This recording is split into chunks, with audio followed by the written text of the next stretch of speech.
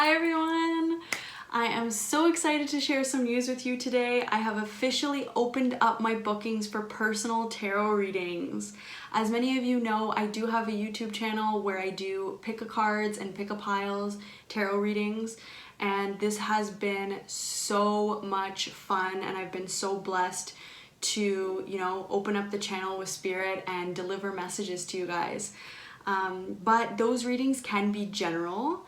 I do pick-a-cards on YouTube all the time and they're so helpful and I love doing them, but sometimes you really want a personal reading that talks specifically about your situation, because sometimes in pick-a-pile readings there's stuff in there that is meant for somebody else who's watching the video, and then some of it's for you. So when you do a personal reading, you get more clarification around your specific situation.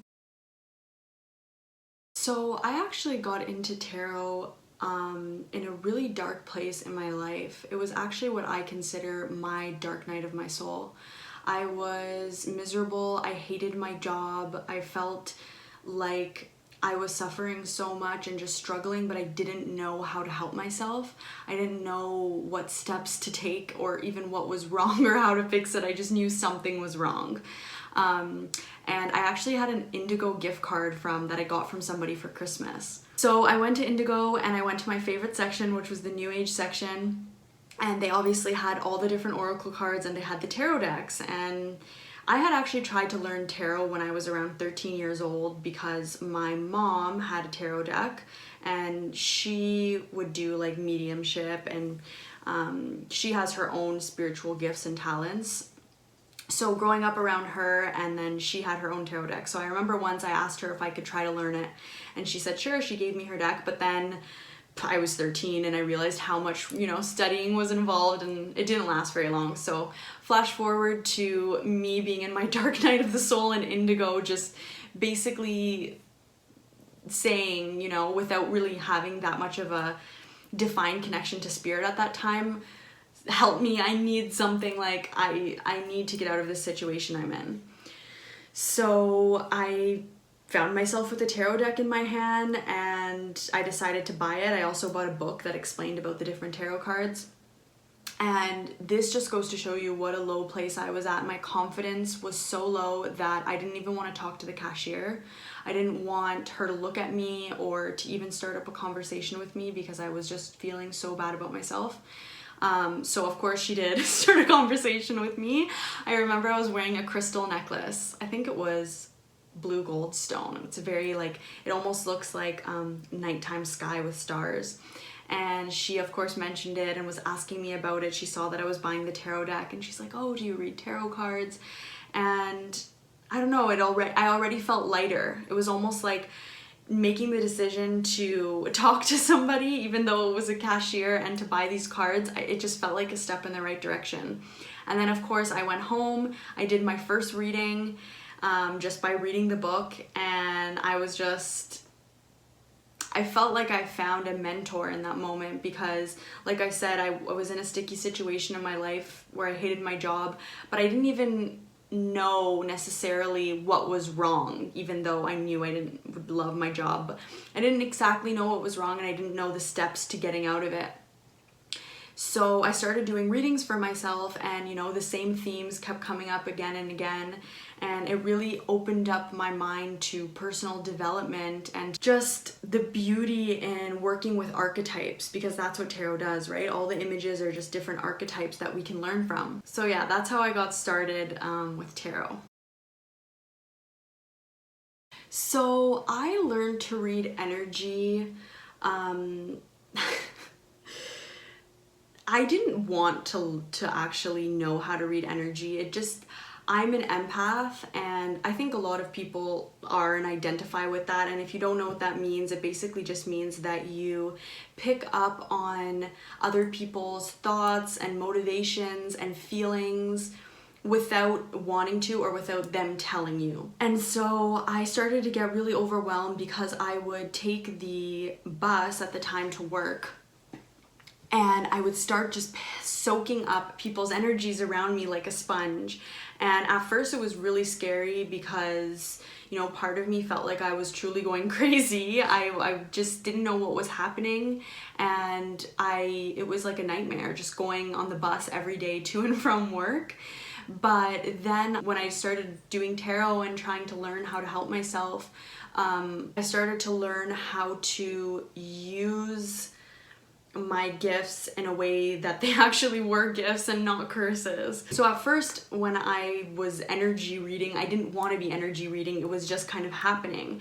And it really is in like all of those witch movies that you see when you first learn that you have powers. They're really hard to control. And we all have these powers, these witchy powers. We all have the ability to, be psychic and to pick up on information. But I do believe that for some people, for whatever reason, it may be unavoidable in their lives. And I feel like for me, it is a genetic thing. My mom has spiritual gifts, and her great grandmother was an herbalist with her own spiritual gifts. And I really just think it is something that's passed down in my blood. And believe me, I've tried so hard in so many ways to like not go down the spiritual path and not go like ignore that part of myself. But just like we all learn in our own journeys, there's only so long you can deny who you really are and what your life experience is.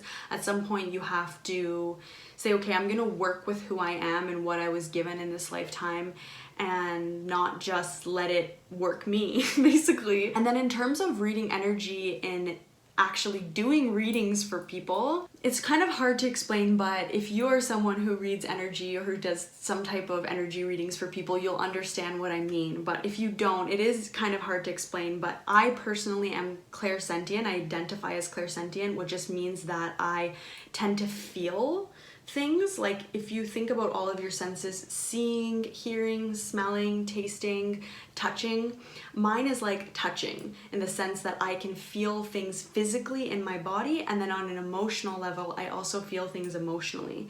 And then I'm also clairvoyant, so I'll also get images and pictures. But the funny thing is, and you'll know this if you watch any of my pick-a-pile readings on YouTube, sometimes you get images and they're symbolic, so they don't always mean exactly what's showing up. Like for example, maybe a snake will show up, and for me a snake means like healing and kind of like letting go, releasing of an old self and deep spiritual knowledge. So I mean, that's an easy symbol for me to pick up. But sometimes, I'm telling you, the symbolism that comes up is difficult to put into words and sentences for people. So yeah, but energy reading is, now that I've actually put it into a healthy container where I'm able to use it to help people and I'm not just being, overwhelmed taking the bus, it is so much of a better journey. And I'm just so happy that I've found a way to use my gifts and talents in a way where I can help people like you. So if you're thinking about doing a reading with me, the best thing I can say is that go ahead and watch any of my pick-a-pile readings on YouTube. That can give you kind of a baseline idea of what to expect, because there you can receive a general reading and you can kind of know the type of stuff that's going to come up. But I will also say that every single reading that I do is unique. And you'll know this whether you've received a reading or you do readings yourself. Each person that you work with, when you're in that container with that other person, I really open myself up as a direct channel to your spirit guides, your guardian angels, and what they want to communicate to you.